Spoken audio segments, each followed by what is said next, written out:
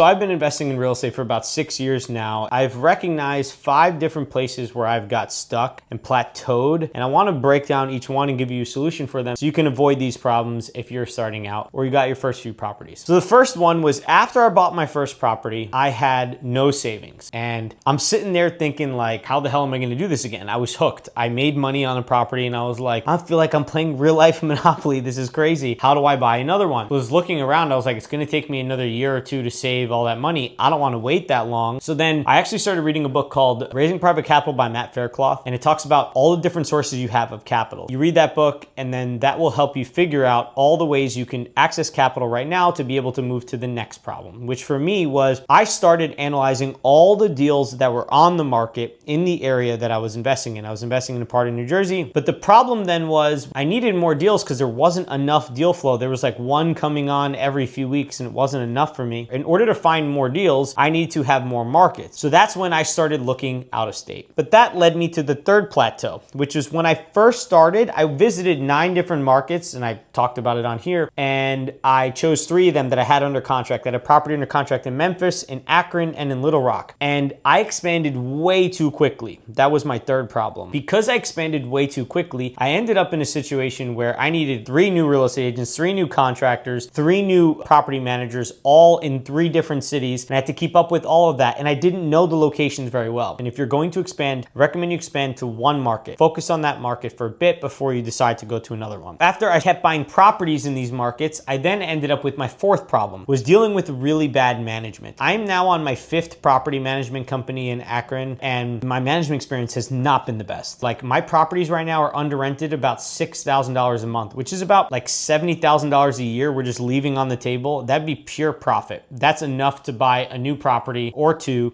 every single year. And so the biggest thing there is if you're going to get a new management company, you have to spend some time making sure that they're doing the right thing. Check up on what work they're doing. Where are these costs coming from? Read your profit and loss statements. Once I fixed that problem, which I wouldn't say it's 100% fixed, but we're working on it. The 5th problem has been finding amazing deals, especially in these last few years. Because interest rates are higher, property taxes are higher, insurance is really high, it's been a lot harder to find deals. So how I'm trying to solve that right now is through cold calling. And if you like this transparent behind the scenes stuff from someone who's actually investing, not just talking about it, and I give you the real stuff that's for beginners, then hit the follow button.